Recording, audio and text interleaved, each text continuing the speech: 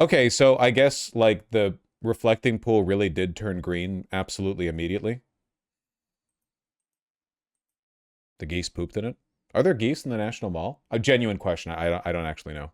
So many? Okay. The reason it did is the coating is black, which absorbs heat and makes the water warmer, making it easier for algae to grow. That makes sense. Well, it's dark blue, right? So the dark blue painting means that it gets warmer, so it's a better environment for it. And I'm guessing that the people who painted it blue probably didn't do a good job like reinstalling the filters or whatever. I don't know what to say. I don't know what you want me to say. It's all a fucking joke. The America has fallen.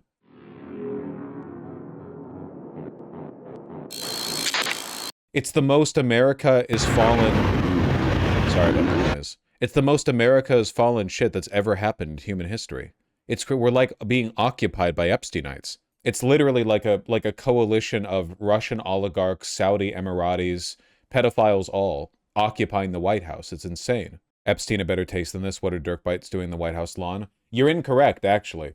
A lot of the photos of the inside of Little St. James released in the Epstein files revealed that Epstein actually had abysmal taste, which is, in my opinion, very, very fitting. He was super fucking trashy. He was exactly like this. You see Hegseth implying that in his view, the Nazis were the good guys? Sure, man. Today, different European beaches are stormed by different dangerous ideologies. Beaches in Spain, in Italy, in Greece, and Bulgaria. Boats and men arrive. When will European capitals do something about that invasion? Or is it too late? It's kind of ambiguous. Like we don't need to speculate on the meaning of his ambiguous low IQ statements. We know he's a Nazi, right?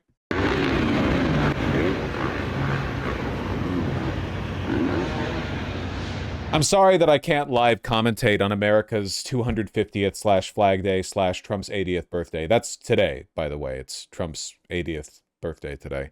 Sorry, I can't. I cannot, in fact, live cover the UFC fights. That's copyright ID. Happy 80th birthday to our pedophile president. What is there to cover? General idiocracy shit. You know, I don't know, like downfall, like we're being occupied.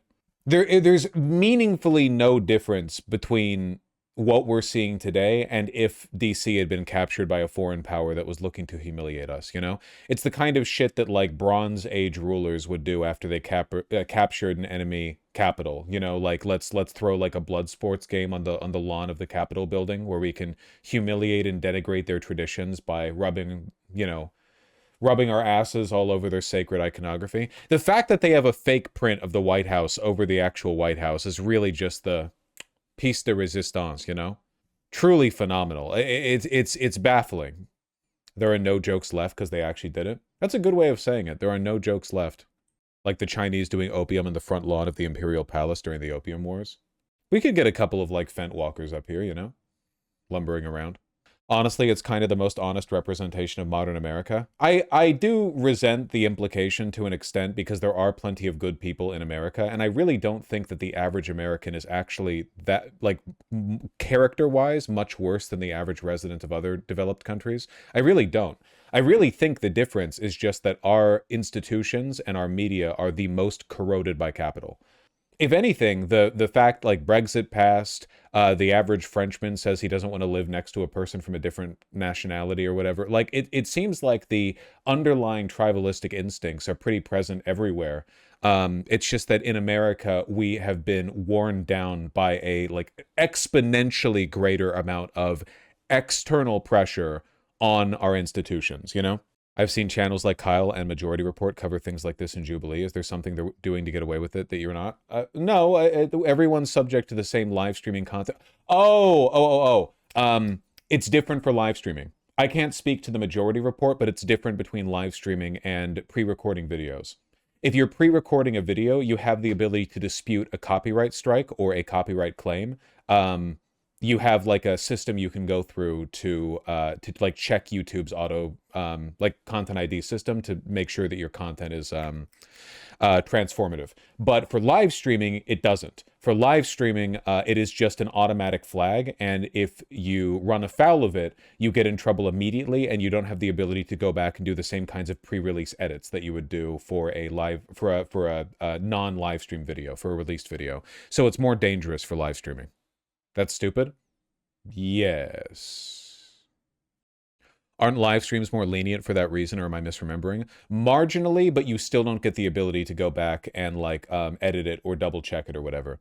Like, I'll put it this way. If you showed an 8-second movie clip in a video that was not live streamed, but was like regularly released or whatever, like a ContraPoints video or something, it would get flagged. And then you could say, no, YouTube, this is transformative. Look. And then you could like certify that YouTube was fine with it. And then you could release it.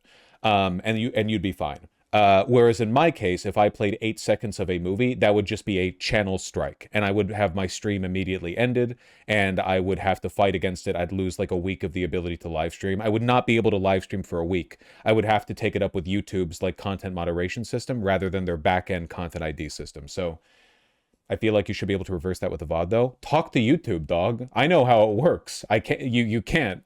And while I'm trying to do it, I can't stream. So that's why. You had this issue for like half a second of Kill La Kill years ago? Yeah, I played like 2 seconds from Kill La Kill, and I could not stream for like a month after that. Yeah, I had to stream on D Live. The White House is now beefing with the weather. It's a perfect encapsulation of how fascism erodes in the face of reality. From the Weather Channel. UFC Freedom 250 is facing a chaotic weather setup in the White House South Lawn with a 60% chance of thunderstorms, heavy downpours, and wind gusts. Man, God really hates our enemies, huh? On top of the storm risk, brutal DC humidity is driving a triple-digit heat index. And then from Rapid Response 47, the official rapid response account for the White House, this event is about celebrating America's unmatched greatness after 250 years, which apparently doesn't sit well with the friendless loser who wrote this bullshit clickbait headline. Rain or shine, we're celebrating our great country no matter what. God bless America. They're so thin-skinned. Literally, old man yells at cloud. But like genuine, like that's actually what's happening.